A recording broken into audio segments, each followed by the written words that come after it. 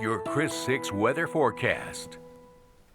Hi everybody and welcome back. Well, yes indeed, we had some rain, biggest since 2.5 months, going back to early March. And now we are dry in the coastal bend as we were yesterday. Yesterday was nice.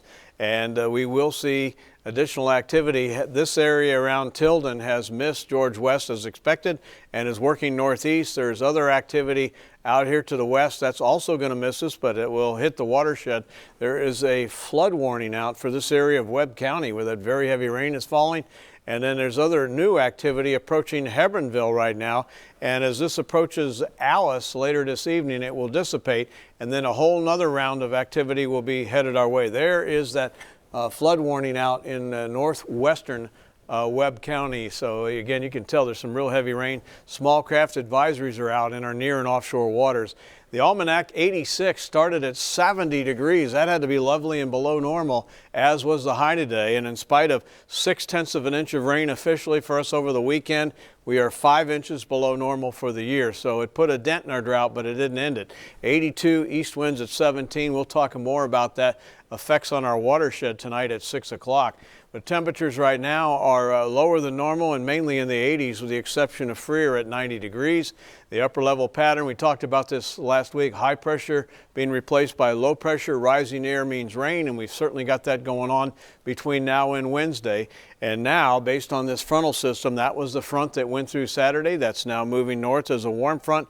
We'll see big winds behind this from the southeast tomorrow afternoon. But that'll be the focusing mechanism as a disturbance comes out of Mexico and moves it along it tonight.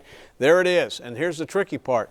We're not going to be in the middle of this. This is going to move northeast, so we're just on the fringe. So the northern part of the coastal bend will get a lot more than the southern part as it pushes on through, and then it'll quiet down tomorrow afternoon and evening. Then it'll pick up again on Wednesday as this arm of instability pushes through, and then we'll be under this ridge of high pressure later in the week, and that means sunshine and heat. So future tracker showing 12:30 a.m. We'll see showers out to the west that turn into thunderstorms and push through by 5 a.m. There's a lot of it there. Still be hanging around at 7. Then it moves on with clouds late morning and sunshine here tomorrow afternoon. Rainfall amounts on average will be 1 inch to 1.5 inches. Some areas will see more than that, and northern areas will get more rain than southern areas. That's the message from our weather center here at Chris 6 tonight. So you can see that right here in the colors.